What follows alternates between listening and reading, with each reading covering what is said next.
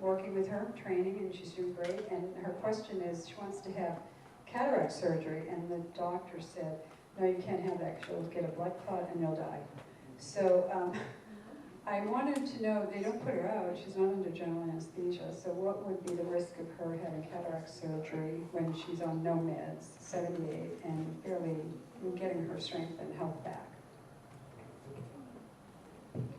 Seems like a good doctor question, or maybe a biohacker sort of question, Steve.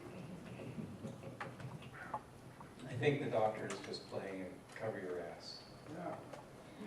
If there's no abnormal clotting, the prothrombin time is fully normal, and she's taking vitamin E, vitamin C, maybe nattokinase, her blood's a little bit viscous or something like that, that the risk would probably be minor, assuming that she doesn't have some serious problem like serious insulin resistance or diabetes or something that would impair healing.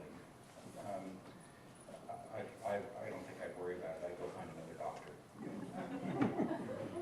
So your advice, to summarize, would be upgrade your physician? Other interesting research findings, thoughts, questions?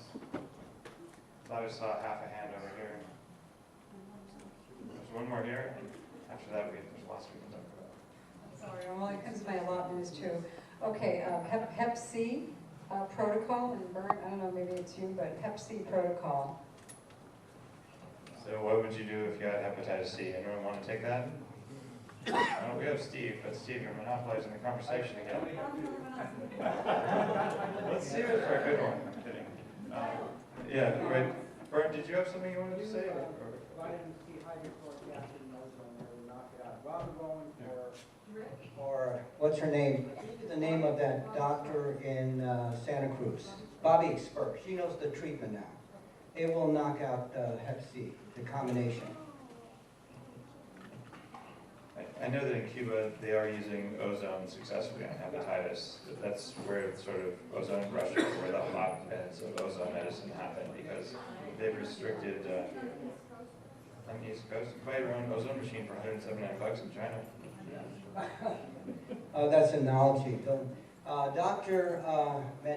Menendez, Sylvia Menendez, who's the world famous researcher in ozone from Cuba, will be in the Bay Area sometime soon. I've arranged for Robert Rowan and her to meet, so it might be, find out what her schedule is. If she is here, it'd be good to talk to her. She's the world expert in this field. She's in Florida right now. She's flying in to see Robert Rowan sometime soon. What was the name of that Santa Cruz doctor again? Bobby Spur.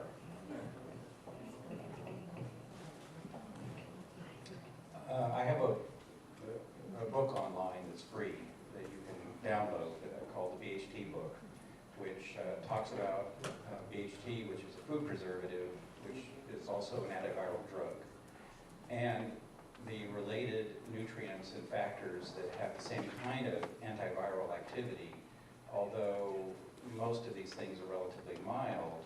When you stack them, it becomes pretty strong.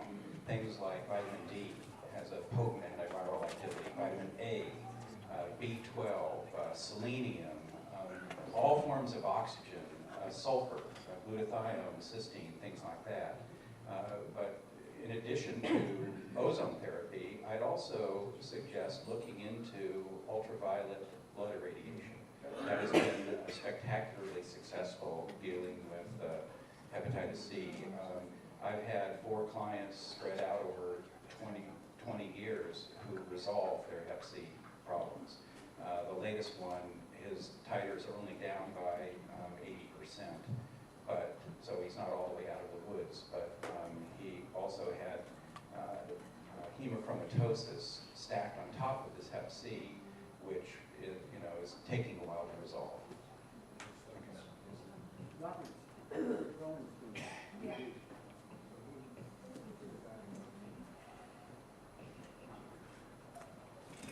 Yes, I was wondering if anybody could help me. I had an allergic reaction to something, I don't know what, but my whole body broke out in a rash.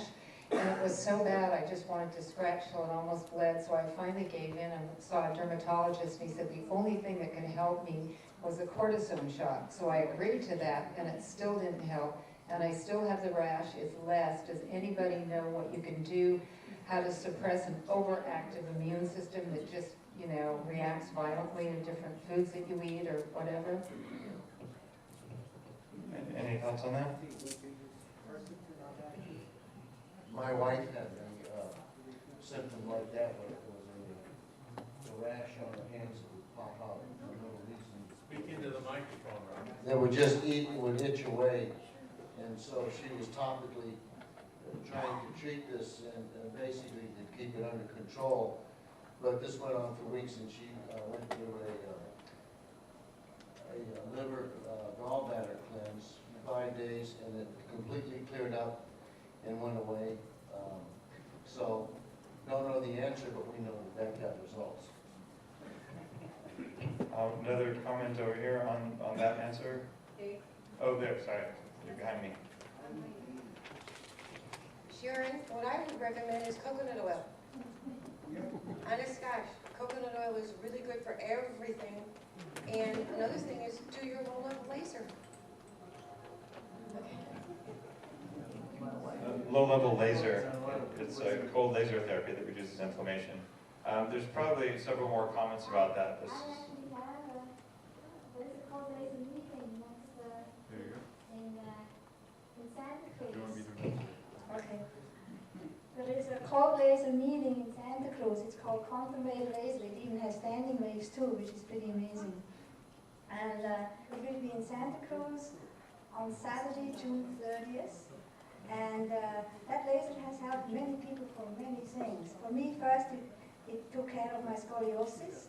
And now it seems it has saved my always getting gallbladder stones back in. I don't think I get them anymore. And so it helps in many ways, like arthritis and everything and pain. And might help for that too. For, do you have that laser? Yeah. The quantum wave laser? I can have it. Okay, that's great. So if more people are interested in it, I have some. Go put them up on the desk. Yeah, okay.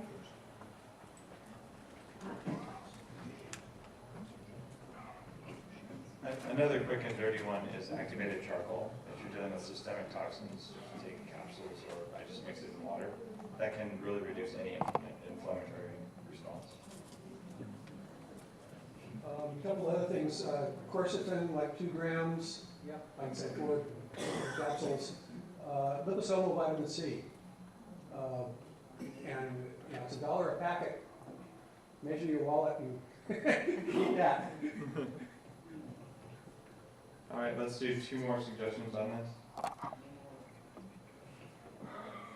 I used to take, for many years, I used to take Ruazis every day from Adele Davis. And about a year ago, I was diagnosed with cancer. And I heard that some vitamin B is detrimental to therapy, and I just wanted to know which part of vitamin B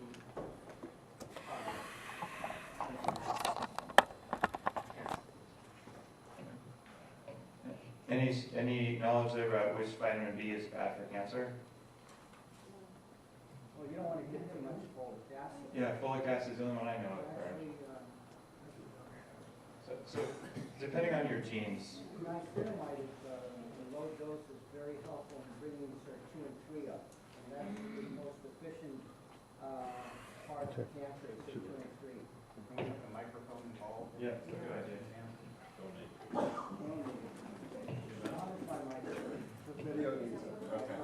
It's for the camera. So the suggestion was niacinamide Niacinamide and B1, B2. and B1 and B2 as being good, Vern, you're saying? Right. It helps mitochondrial function, and anything you can reduce reactive oxygen species. Look at Marcia Haggis' work, Hagis. She's looking at if you look up Eric Gordon here at UCSF and then Marcia Haggis, look up the studies on SIR2 and 3 and how they're now linked to cancer, and what they want to do is increase the expression of manganese SOD levels. And I just had a talk with Marcia Haggis out of Harvard about 3 hours ago. And one of the things we're looking at is niacinamide in raising sirtuin 3. Now there's a new form of niacinamide called niacinamide nicotinamide from riboside. It's a fraction from milk, and it has benefits in raising sirtuin 3.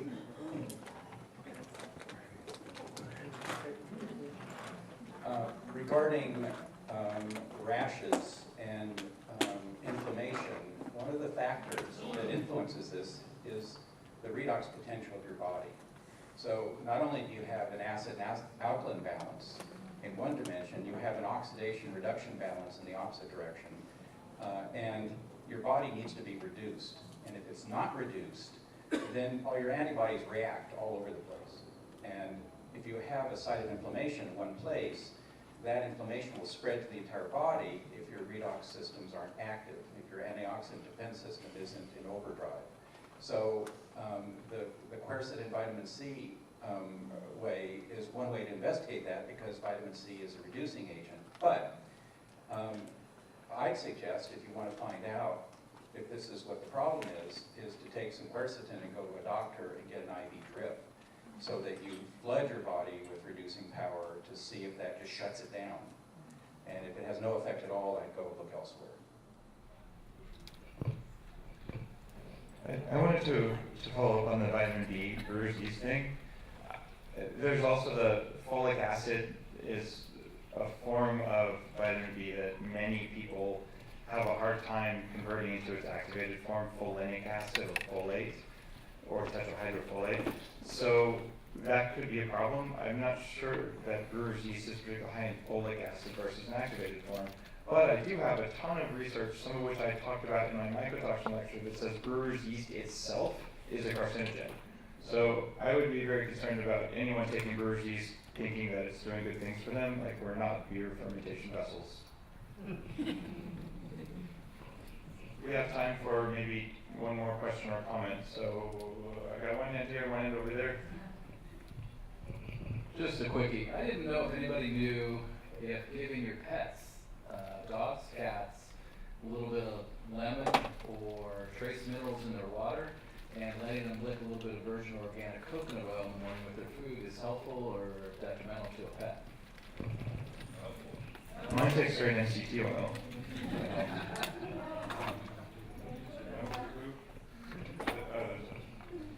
This will be the answer, then one more, and then we're going to go on a break. I've been giving my pets, my cats and dogs, coconut oil in the water, or not in the water, on a plate. Just a teaspoon in each room so that all of them can enjoy it.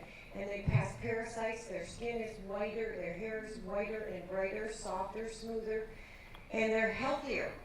And they're more active. And I've been doing this for years, and I talked to Dr. Bruce Fife about it. He's gotten a lot of reports also. But I started mine years ago.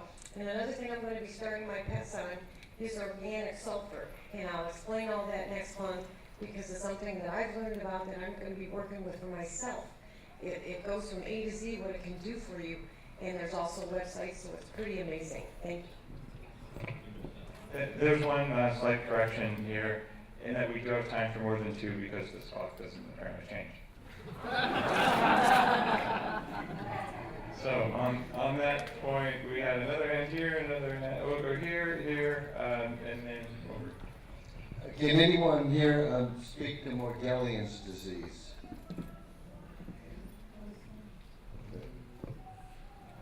It's a disease that supposedly comes from mercury being absorbed in the air through chemtrails and other sources of mercury poisoning. More, any thoughts on it? I talked to Steve and Phil a couple of years ago about the administration of coconut oil to an Alzheimer's patient. We followed up with the Exelon patch and all the other things that were known about ketones and so forth. But eventually the patient died.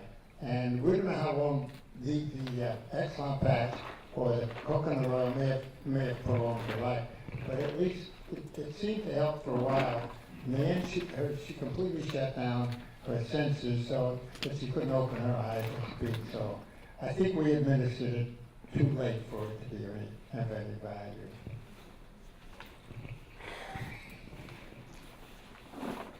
Comment back here? I'll go back to you, Brian. Oh, no, that was a false alarm from the camera arm. All the way back here.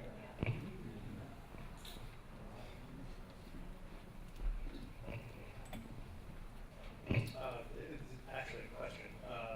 On the activated charcoal, does it matter? So I've heard it indicate that it can cause certain medications to not be very efficient.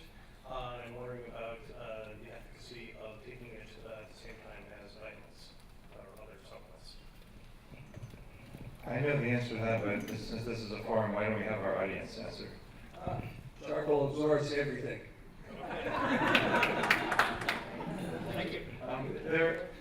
There actually may be some vitamins that have a different charge on them, and there's some stuff written that says that, especially in terms of absorbing vitamins from food, that it's probably a non-issue. But certainly if you're taking vitamin supplements, it may be an issue, and if you're taking pharmaceuticals, it almost always is an issue.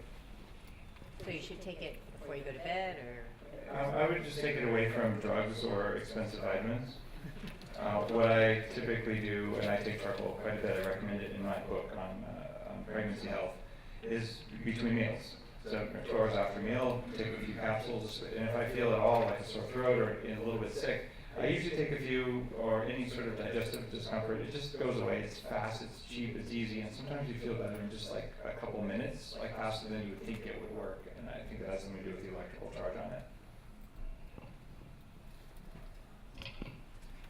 This question is here for you. Anyone can feel free to answer. My girlfriend Shelley here moved into an office probably 3 or 4 months ago. And we suspect she's having some environmental illness, potential mycotoxin exposure, which means swollen lymph nodes.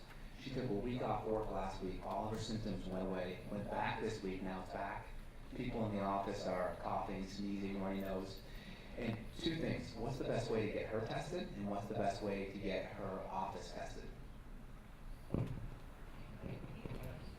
Let's see. I'm going to ask for audience answers, and then I'll follow up if necessary. I like Steve's answer here. I can already imagine it'll be good. The issue, I think, could be mold as a common source of sick building syndrome.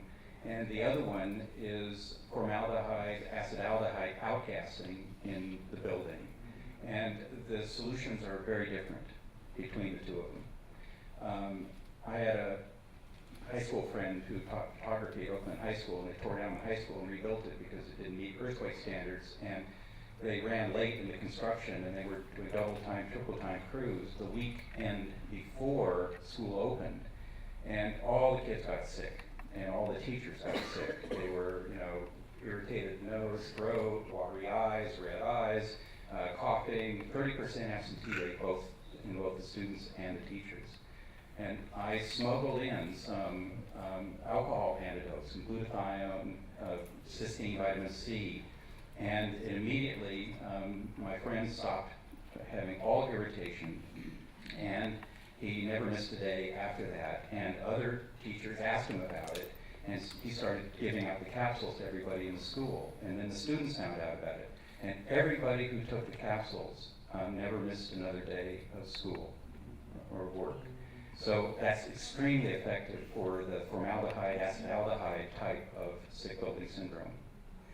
In terms of the mold and stuff, what you might want to do is put a negative ion generator on your desk right in front of you so that anything in the air, or put a HEPA air filter in your office. If it's just a cubicle, you may not be able to do that. But if you can enclose your space and run an air filter, the negative ion generator causes all the particulates, the mold, spores and stuff to stick to the walls, and therefore they don't stick to your lungs. And the HEPA air filter pulls them out of the air. But if you're in a big, huge open room, you need a HEPA air filter the size of a Volkswagen in order to keep all the spores out of the space. So no, your friend was appropriately fired by the FDA for dealing drugs on campus, right? I heard that the formaldehyde reduces your embalming costs when you die. It's interesting. My wife is a physician, and she's extremely sensitive to formaldehyde because she spent too much time playing with corpses in med school. You know, the ones preserved in embalming fluid. Not, you know, they have actually quite a lot of training. So she developed an extreme sensitivity to it, and to this day, like any RD that's made is just full of formaldehyde, especially if it was made after 2000. So she walks in, 5 minutes later, she lays down. Like, it makes it very obvious because I have a formaldehyde detector for wife and I have a mycotoxin detector. So the two of us can tell you what your house is no good.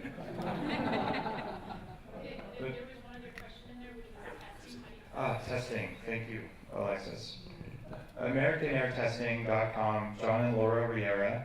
I've had them test an office building I was in. They are the ones who figured out what was growing in my kitchen when I had like 88 times the level of toxic mold in my kitchen than I did outside. They're extremely knowledgeable. I can't recommend them enough. They cover the whole Bay Area. AmericanAirTesting.com, John and Laura Riera are the owners. It's a family-run company, and they do a very good job. Mold remediation and mold testing are separate companies. They should be. Otherwise, oh yeah, you've got mold, that's 20 grand, we'll fix it. You don't want that. So licensing laws make them separate. For testing yourself, I like Steve's very affordable, very quick ways of testing. But you can also get an IgG test, which will look for this immune responsiveness if you have an allergy to a long list of environmental molds. My test like that looks at the top 20 or so molds, and I think about 12 of them I'm extremely high on, including in particular the one that was growing in my kitchen. Any lab specifically? I don't know what lab did that test off the top of my head. I can also suggest that for glutathione, to test if it's formaldehyde, this is what my wife uses and what I use if I'm exposed to it. Liposomal glutathione, which we talked about in about 2003. It was Tim Gilbert who talked about it at Smart Life Forum. He manufactures the stuff. I carry it on Upgrade itself, my e-commerce website for health stuff. And that's the stuff that I take, stuff I give my kids, stuff that my wife takes whenever we're exposed to toxins. As a way of testing whether it's formaldehyde versus mycotoxins, that might be the strongest, like non-intravenous, go sit in an office somewhere kind of form that I'm aware of. Question on which lab it was. I see hand go up from mycotoxin testing labs. You know. Dr. Jaffe, Eliza Act, ELISAACT.com.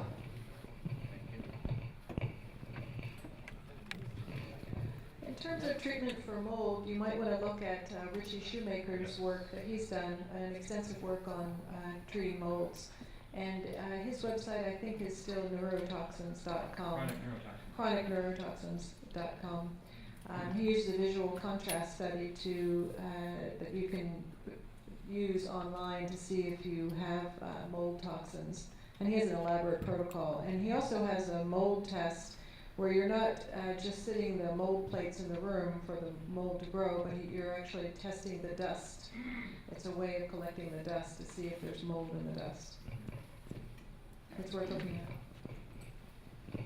Shoemaker's latest book, Surviving Mold, is very, very well worth reading. And watch my video on mycotoxins where I cover some of his older protocols along with mods to it.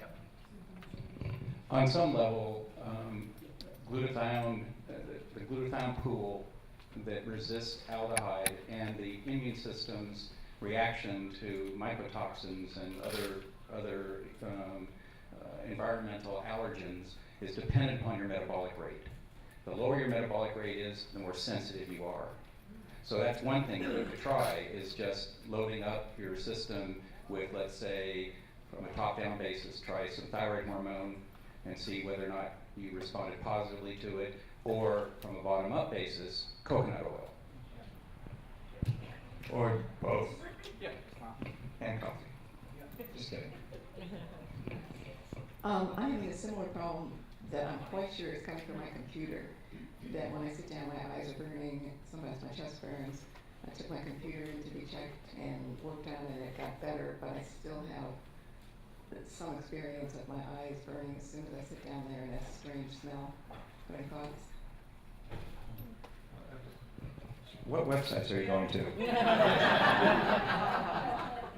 There's light pollution, there's EMF pollution, and there can be chemical pollution. So sometimes circuit boards can outgas and stuff like that, and I can't necessarily say which one it might be. But if you had, for example, an outgassing problem from the computer, if you were to put a fan behind you and create an airflow that flows behind you and blows the air from your computer and your keyboard and your monitor away from you and see if your eyes change, that would be one way to find out about that kind of issue. If it's positive ion pollution from your computer, then putting a negative ion generator right on top of your computer in that immediate vicinity, that I have one sitting right on top of my monitor. And so it just runs 24/7, it's always plugged in, and so even when the computer's off, it's just generating negative ions. That's one way to find out that. If it's light pollution, you might try putting some red light in the immediate vicinity of your monitor, because monitors tend to be very white towards blue, and that can be very stressful for the eyes, but if you can add some red to that, it balances it out.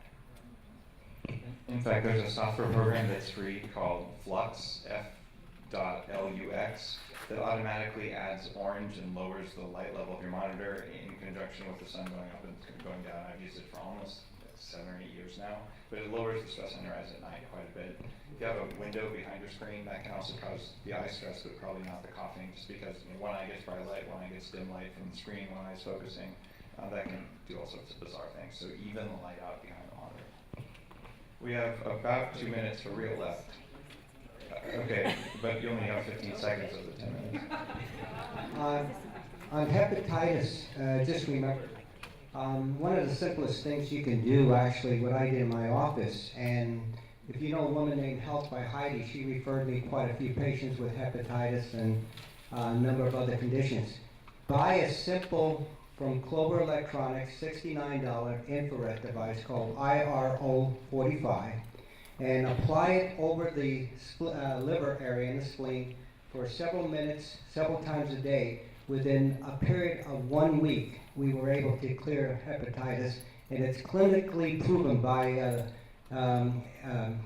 all the markers from the doctor and the Kaiser. The woman came from Kaiser to us through Heidi, and she was general manager of Wells Fargo.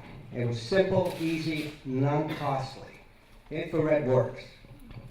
IRO45, if you were to type that into Google and then type liver, you'd probably find it, right? No, IR45 Clover Electronics. IR45 Clover Electronics. Cheap, inexpensive, I use it every day. We have, I think this will be our last question or comment. Oh, it's an answer and maybe one question.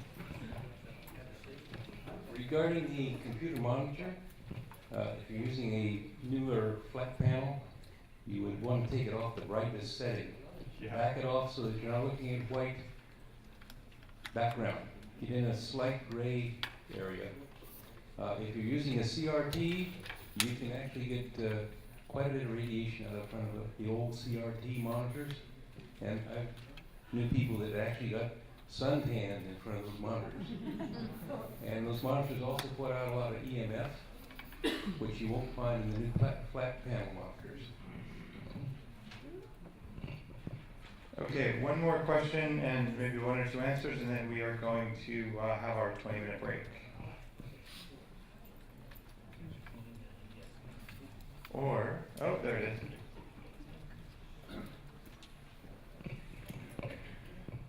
Any comments on how acetylglutathione compares to the liposomal glutathione? Acetylglutathione, acetylcysteine, cysteine, glutathione, anything that has reduced sulfur in it starts interacting with mercury and heavy metals as soon as you swallow it in your stomach and digestive system, and it can actually move them into your body. The liposomal glutathione is protected in a liposphere, and so it strips as it goes down, and so you get less interaction with mercury on the way into the body and more coming out. So I think that that's the only form that I would recommend if you're going to deal with glutathione. What is the acetyl form or The liposomal? Yeah. So, Liposomal is better than acetyl, I think is what you were saying for most things.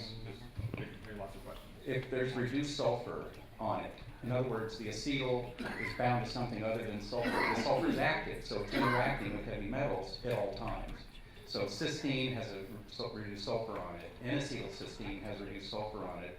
So these are still active as antioxidants. It's not like vitamin E, where you're esterifying it, you're blocking the active group. So in the pill and until it's digested in your body, it's not doing anything at all. But cysteine and N-acetylcysteine are active at all times, and so they can carry mercury from your food into your body, as well as carrying it from your body out. But the liposomal doesn't interact with mercury inside the sphere, the liposome. And so it's a safer way to do it. So that's the only form that I really recommend at this point in time, unless you are dealing with a short-term exposure. I mean, certainly IV bypasses the gut, but in terms of short-term exposure, if you're going into a sick building and you've got acetaldehyde poisoning or formaldehyde poisoning for a day, you're a consultant, then absolutely push it at that time because you've got a peak of exposure. But for chronic supplementation, taking the acetylglutathione or acetylcysteine generally does not raise your glutathione on a sustainable basis. Your body has a negative feedback loop. So if you take something to raise your glutathione, your body goes, "Oop, there's too much glutathione," and it drops it back down again. That adjustment takes a couple of weeks. So if you measure it at day 2, you do really well. If you measure it at 2 weeks, you're marginal. You measure it at 2 months, there's no effect at all. So glutathione, transitory glutathione, yes. Perpetual glutathione, no. Where do you get it? The liposomal form, I carry it on upgradedself.com. It's the same price everywhere on the internet. It's Tim Guilford's brand. It's called Liposeuticals. Redysorb, thank you. Can I add to the discussion? So if anybody wants to increase their glutathione level in their body naturally, without drugs or any intake, LifeWave patches, which are recommended by Suzanne Summers, will do the trick. All right, this is our last comment. Be so kind and turn that speaker a little bit so everybody can hear on this side of the room, because when they're talking, we can't hear very good over here. Okay, what I would like to announce is Dr. John Gray is going to be our speaker tonight. He has his books, which are Venus on Fire and Mars on Ice, and this is very, very powerful. Now, I've listened to Dr. John Gray twice on Coast to Coast, and it was awesome. I stayed up till 3, 4 o'clock listening to him, so enjoy your seminar tonight. Thank you.